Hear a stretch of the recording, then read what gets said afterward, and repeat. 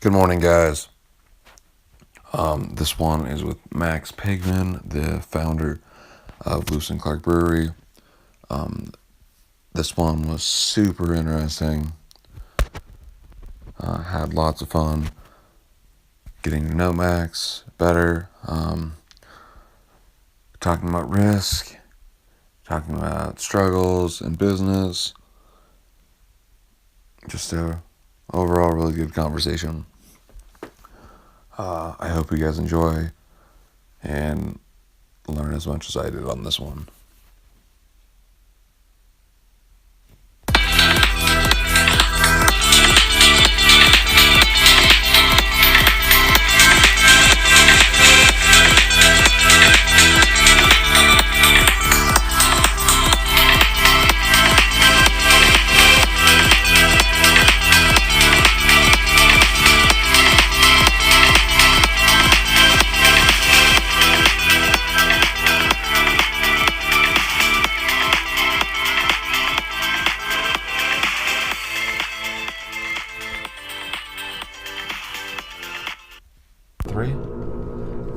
All right, so I'm sitting here with Max Pigman. Max, so who are you? I am Max Pigman. I'm the owner of Lewis&Clark Brewing Company, the founder of Lewis&Clark Brewing Company. I purchased an old brewery called the Sleeping Giant Brewing Company back in 2002, about 17 years ago, coming up in just about 2 weeks. And Congratulations. Yeah, thanks. And yeah, it's been a great journey. Certainly been some ups and downs, but it's been a fun ride so far. So how did you get into that?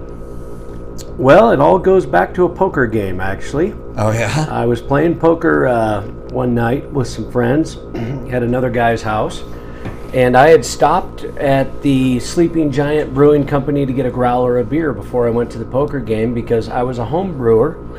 And as most home brewers find, if you make decent beer, you're normally out because your friends like to come over and drink the beer, and you drink plenty of it yourself as well. So I had a little bit of my own beer I took, but I knew I wouldn't have enough. So I went down to the Sleeping Giant Brewery underneath the brew house there, which is only a few blocks from where I live, and picked up a growler of beer and then went to this poker game. And in the poker game, someone said, "Oh, I noticed you got," of course, this is back when craft beer was still pretty young. I'm one of the old guys in the business, having done it 17 years now. Most of the growth in the industry has been in the last 3 to 5 years. Yeah.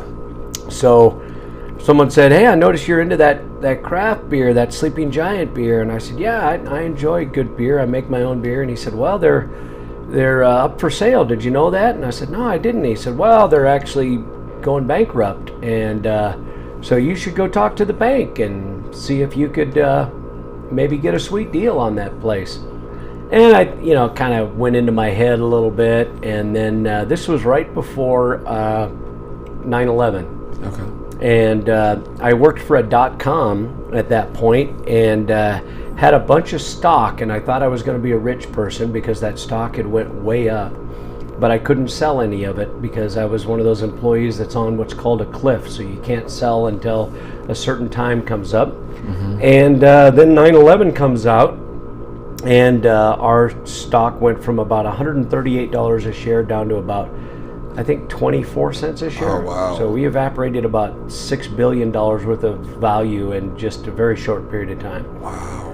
And so I started thinking, wow, I wonder if this company's even going to survive, because the company was based out of Westlake Village, which is down in LA, and I had an office down in LA, and I would fly out every Monday and fly back every Thursday for my job, which was a public speaker. I spoke at 3 cities a week and all over the country. So Hey, you spoke for Keller Williams a few times. yeah, Remax, Keller Williams, the NAR. I did some CNBC interviews because once we went public, became more of a investor relations kind of deal sometimes. And then, so I thought the business was going to go broke, and I started thinking, wow, I better find myself a job. And I didn't want to move to Southern California where the jobs like the one I had would be found. And I also had recently sold, about 2 years prior to that, a real estate company And I thought, I could either try to start up another real estate company or just try to find a job locally. And then I started thinking, well, maybe this brewery thing would be cool. So I went into the bank with a whole business plan all done up, and this was back in the day where the banker kind of looked you in the eye and said, well, if you shake my hand and promise to pay me back, you can have it. And so that's what I did. Cool. And walked into the brewery the first time and kind of went, oh shit, now what do I do? Because everything was a lot bigger than the homebrew system. Yeah. So instead of moving little tiny valves, you're moving big valves, big pipes, lots of fluid moving around. And it was a little scary at first. I had about 2 weeks to kind of learn from a guy that was on his way out. And then I actually brought over one of the old original brewers from Sleeping Giant that now actually owns Uber Brewing over in Billings, Mark cool. Hastings, great brewer. Probably one of the best brewers in the state. He's won a lot of medals. Won the Tumbleweed IPA, won a gold medal in 2001, and that was his recipe back then. So I had him come over and kind of give us some pointers on how to run the system. And then I hired a buddy of mine to help me because I was still traveling. The company that I was with that I thought would go broke didn't end up going broke. So I ended up getting more and more promotions within that company, eventually became their chief ambassador and kind of their spokesperson. And so 19 years I was with them, and eventually got to the point where after we expanded in 2011 to come over here, bought the old Columbia paint factory, remodeled it, and then we started growing at about 25-30% a year over year, adding tanks every time you turn around. I'd say one of the key points to our success then is, unlike a lot of small business owners, I didn't need to live off of the business. I had another job. So I was able to take all the money that was coming in from the business and reinvest it right back into the company, buying more equipment, buying more tanks, getting more employees, that sort of thing. So when you're a home brewer, like, how did you get into that? Like, were you just doing it as a hobby? Yeah, I'd say the first time I started really looking into it, I was living in Japan. I lived in Japan for 3 years, and there wasn't a lot of good beer in Japan. It was tough to even couldn't find any of the imports that I was used to drinking when I was in the States. And you would find your top 3 domestics, but you didn't even find some of the offshoots. Like back in the day, I used to drink like Red Dog, which was a beer that I think was brewed in an offshoot company from Miller, but it just had a little more flavor, or Lowenbrau or Michelob, something that just had a little bit. I've always been attracted that even when I couldn't afford it, I would rather have a 6-pack of something that was good than an 18-pack of something that was kind of shitty in my mind. Quality over quantity. Exactly. So I started looking into home brewing and doing the research when I was in Japan. And then as soon as I came back to the States and then got out of the military, I was in the Air Force for 9 years, reprogrammed flight computers on a couple of their fighter aircraft. Then I moved to Montana. I was born and raised over in Hamilton in the Bitterroot Valley. Okay. And thought, well, I got 3 kids now. I'd rather raise them in Montana than Las Vegas, which is where I was stationed at. And so decided to come back and thought, hey, this is the time. And so I started buying some equipment and brewing in my basement and just loving it. And then it was just a cool experience. Did you have any intentions on potentially starting a business, just doing it as a hobby? Not at all. It was totally hobby based, and you go through that phase where every home brewer does, where you try to convince your wife that the money that I'm spending is actually going to be a good investment because I'm going to have free beer. And then you start looking at, first I was at Mr. Beer, plastic bucket kit, and then, hey, I want to go all stainless, and then, oh man, now I want to get into kegs. And so you end up spending a lot more than if I would have just bought beer, I'm sure of that. But it was kind of the first taste of not only the experience of making beer, but the love of different styles and starting to experiment with more and more styles of beer. Do you have anything that you're producing now that you started in your home? The Lewis&Clark Lager. Okay. Was and now it's called the Gates of the Mountains Martzen. But Martzen, is a lager, and Martzen is primarily what you find in Oktoberfest beers each year. And so I was making that in my basement. I made a couple of pale ales that were similar to the prickly pear. They didn't have the prickly pear cactus juice in them, and neither did our prickly pear until I bought the brewery. The prickly pear pale ale was a recipe that I got from the old Sleeping Giant, but it looks quite a bit different than it did then, in that we now use prickly pear cactus juice. And then when I got actually Sean Tobin, my head brewer now, who got 25 years of experience between Deschutes, and he brewed at Blackfoot for 5-6 years, and then has been brewing with me for a long time. He really dialed in the beers. I would honestly say that I didn't consider myself a brewer. I would consider myself more of a cook. I knew how to make beer, but I didn't have the skill set or the science background to really taste a beer and say, I could make this a little bit better by doing this. And that's what Sean can do. My strength is really in marketing and sales, and so that's what I started to focus on once I got Sean in the mode of really doing the beer. Because for years I would fly out Monday, I'd come back Thursday, and then I would brew Friday, Saturday, Sunday, and then I would fly back out Monday.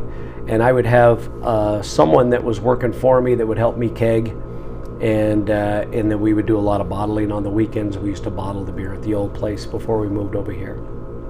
And what year did you move over here? 2011. So we operated over there for 9 years.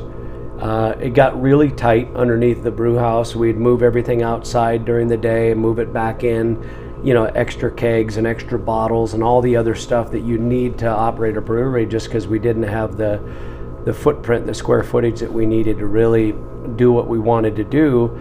Although the brew system itself is this brew system behind me here, that's a 20-barrel system, could actually produce a significant amount of beer, but there wasn't enough room to add the fermentation.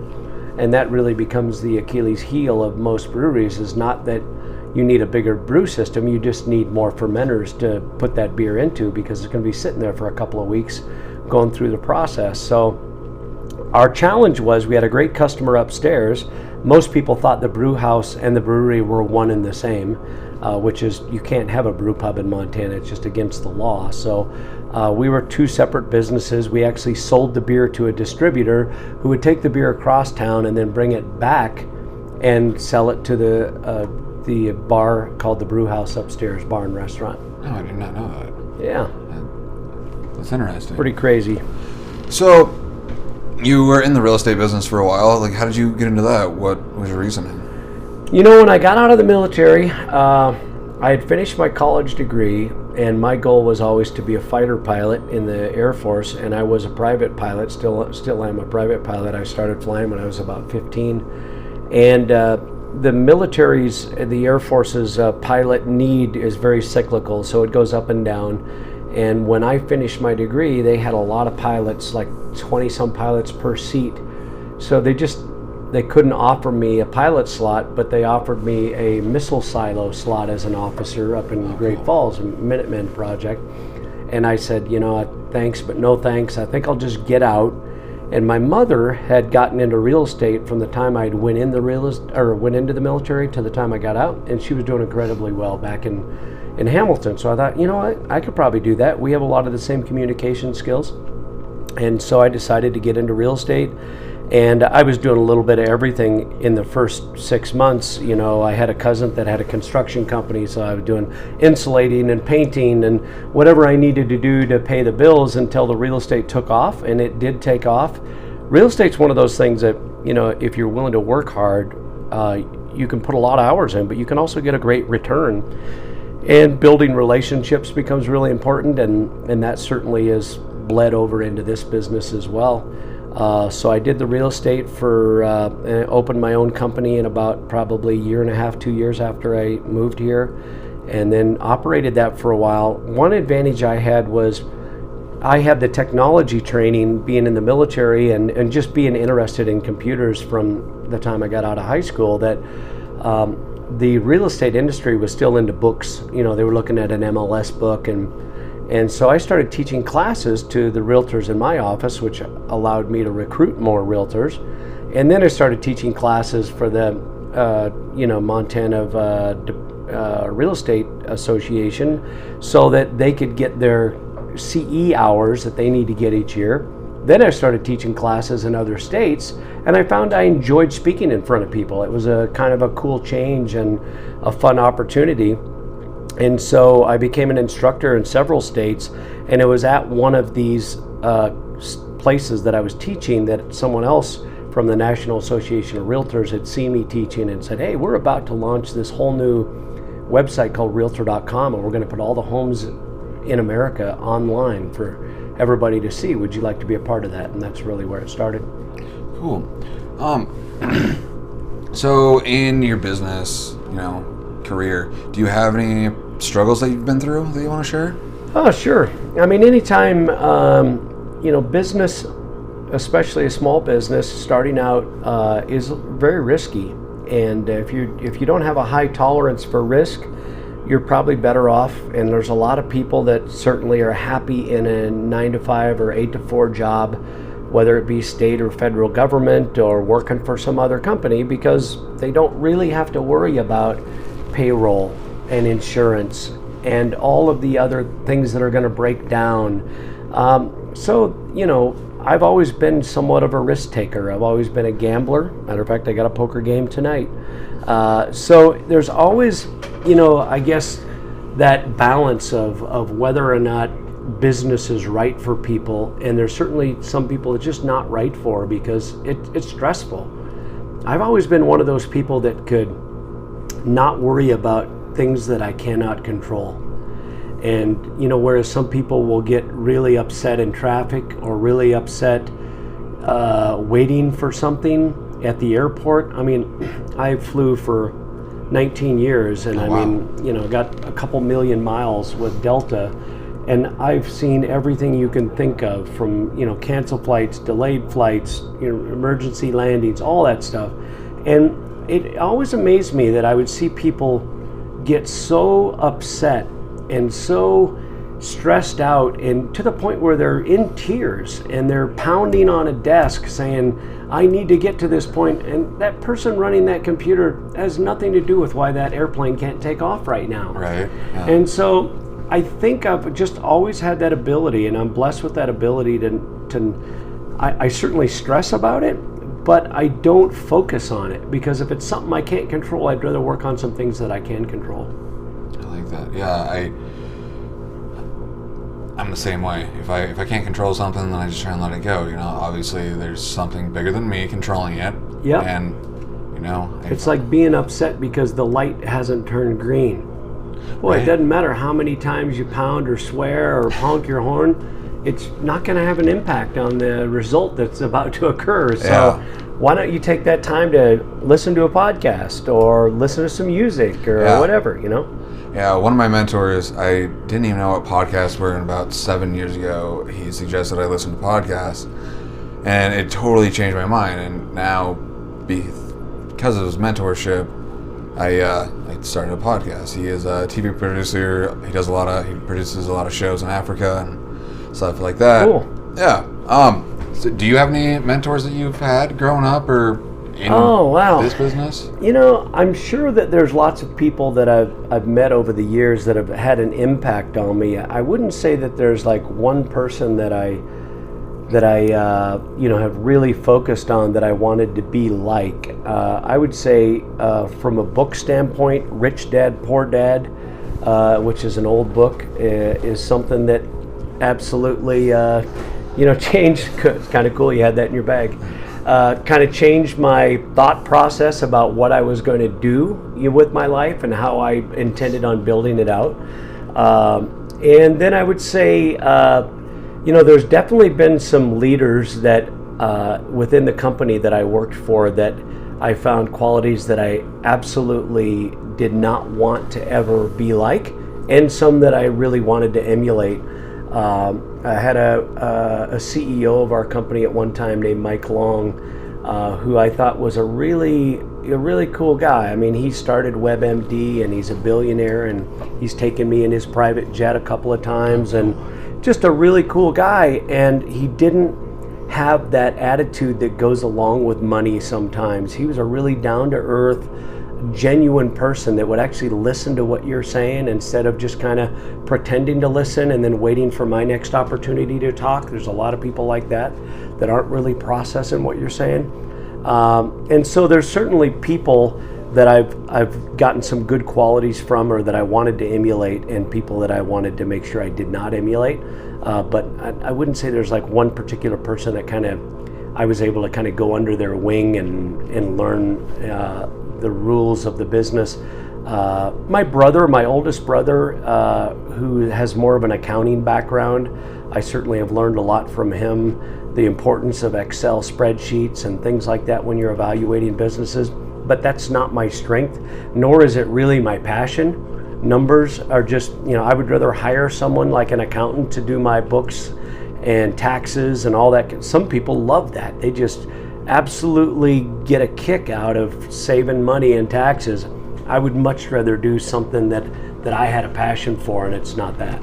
I totally understand. I was going to school for business technology, and I had to take accounting, and there's some people in there who love it. I'm just like, I don't understand this at all.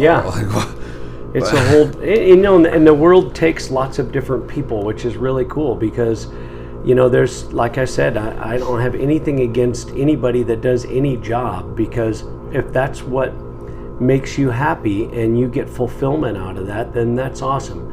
If you get up every day and you're miserable about going to work, then hey, you might want to take a risk or two and try something different. I like that. Yes, absolutely right. So you lived in Japan. You were traveling back and forth from California. What do you do in your spare time? Nowadays, I don't have a lot of spare time, to be real candid with you. I probably work on an average, I would say from 9 a.m. to 10 p.m., probably 6 days a week, almost 7. But I'm one of those work hard, play hard kind of guys. So I'm about ready to go on vacation day after tomorrow. I'll be gone 12, 13 days, and I'm going to have fun. I mean, I'm going to St. Thomas and San Juan, Puerto Rico, and I'm just getting my toes in the sand and going to try to shut down the business for that period of time. But I still love what I'm doing. I do notice now, I'm 52. I don't want to work this hard when I'm 65. Mm-hmm. So I probably I could go at this pace another 5 to 8 years, and then I'm going to start hiring people to take over some of the load that I'm carrying. Not that I'll step away from the business, but I definitely will get more help. Mm-hmm. and not have to make so many day-to-day decisions. I think learning how to delegate is a huge thing, and also learning where your strengths are and where your weaknesses are, and just when you delegate something and then you see that project completed and you look at it and say, wow, I might have done it a little bit differently, but it's done, and I didn't have to do anything. I just told someone how to do it.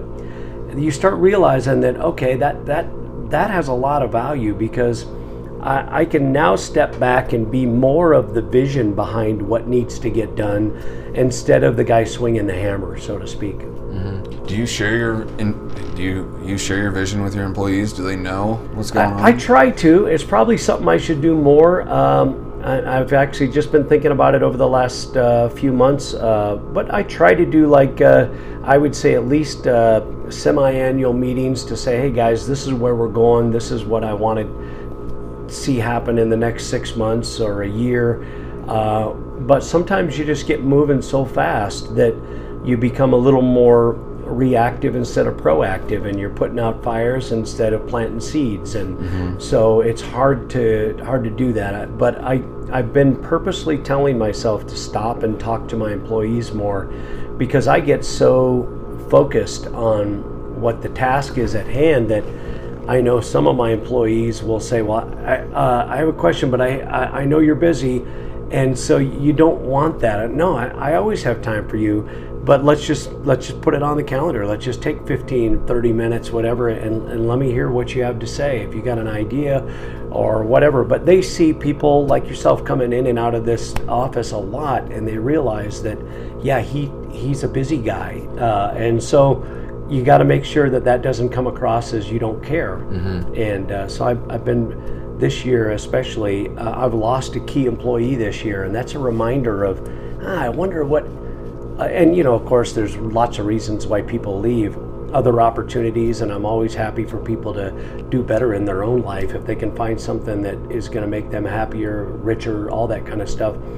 But it certainly just kind of helped remind me, I should have spent more time. I should have talked to that person more. And maybe they would still be here. Maybe not. Maybe something else would have came up, but it's caused me to kind of refocus on that. Always evaluate, see what you can do better the next time. So one thing I wanted to talk to you about was the question, to your response to my question, the importance of business connecting with its local community to ensure sustainable growth. Like, why do you believe that? What's your reasons? Well, I think I've experienced it, and I kind of, everybody kind of, if you say that comment, people say, oh yeah, that's important, but I've truly experienced how connecting with different parts of your community can absolutely impact your business. So for example, we've had probably 600, maybe 650 bands through here now in the last, I guess 8 years now. That's awesome. Live music 2-3 nights a week. So some of those bands are repeats, but a lot of them are regional, national, local acts, a lot of local bands. And so I feel like we were partially responsible for the resurgence of live music in Helena, because I'm a fan of live music, and I would go around trying to find live music in, the early 90s, and you might find one or two places that would have it, and now there's lots of places that have it. Well, that's a lot of it because now there's more musicians that have come out of the woodwork saying there's more opportunity to get in front of people. And we started consistently doing that. One of the first really to consistently do that 2 nights a week, even when we were a tap room before we could stay open later, just a brewery tap room. So you connect with all those musicians. So that's one whole segment of society, and these are artists. They create things. And then we opened a gallery when we opened this in 2011, where we feature local artists' paintings, and we are partners with the Helena Art Society, Helena Art Center, and they come in and replace all the paintings every 90 days. They put a little card with a price and a phone number, so we don't have to deal with any of the people that want to buy the paintings. But if something is purchased within 24 hours, they have a replacement put up there. So back when we did this relationship agreement, I said, hey, we don't need to charge rent, and we don't need any commission on any of the paintings that sell out of there. Because in my mind, I thought, well, if I'm an artist that has a painting hanging in the brewery gallery, I might bring a friend or two in just to have a beer and, oh yeah, here's one of my paintings, right? Yeah. People are proud of their work. They want to show off their work. And so that's a whole group of artists that we could now connect with that may have never come into a brewery before, because of maybe they don't drink or whatever, but now they're going to come in because we got a gallery. And then on the other side of this wall is the Power Room, which is a room that we rent out for special occasions and parties, and so we started doing every Wednesday night was comedy night. So a local comedy troupe called Cow Tipping Comedy started to say, hey, we'd like to do I said, hey, you can have that room for free, and even bought some lights for them and bought some microphones. And, cool.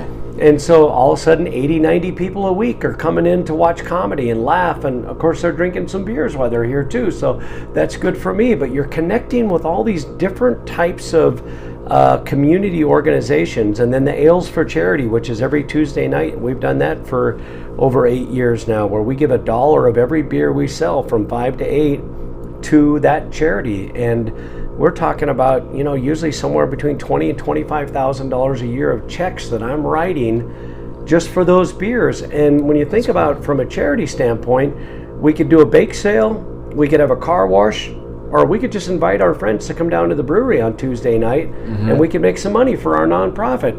Let's do that, right?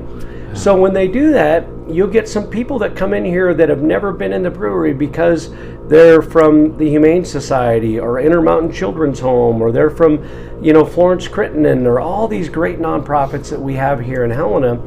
They now sign up about 6 months in advance. That's the waiting list to get one of those nights.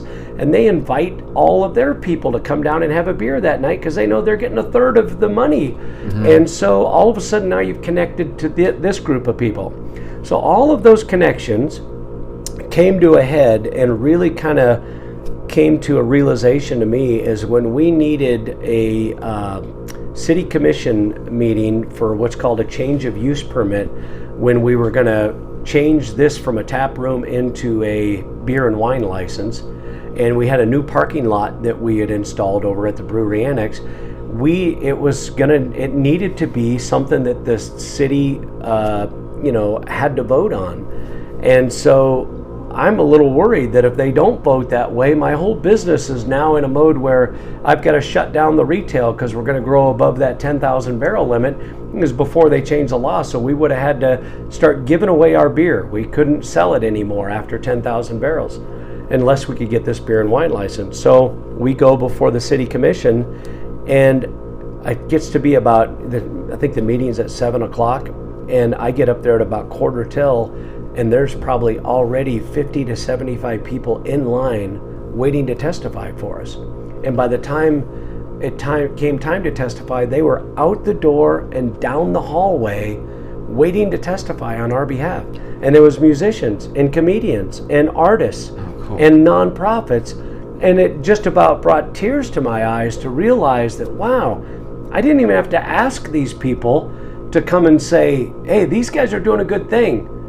Let's say yes to this because they're going to continue to do good things. That was the big realization moment for me that, wow, that's that standard kind of pay it forward or karma or whatever you want to call it mentality of if I treat people good, they're going to return that favor someday, and they absolutely return that favor. I like that. That's pretty cool. Yeah. So one last question. What's your message to the world? Message to the world? Well, that's a big question. I guess I would say, what is your listener base? My listener base, entrepreneurs, people who've gone through struggles, people who want to be entrepreneurs, business owners. Okay. Well, I guess I would say, especially when it comes to the struggle part, is believing that you can do something is a big portion of why it happens. And I'm not one of those guys that, would say, just be positive and good things will happen, because there's a lot of hard work that goes along with it. So I'm not one of those guys that say, there's no weeds in my garden, there's no weeds in my garden, there's no weeds in my garden. Sometimes you got to go pull the weeds, right? Or else your plants aren't going to grow. And I think there's some people that focus too much on trying to be positive, but forget about the hard work aspect. I work my ass off, and I have for a long time. I had 2 jobs for 30 years of my life. Now, my family life might have suffered a little bit, but it gave me the extra money I needed to invest in business and invest in other things that are now paying dividends for me without me swinging a hammer or pushing or shoveling or any of that kind of physical work, but I still work hard.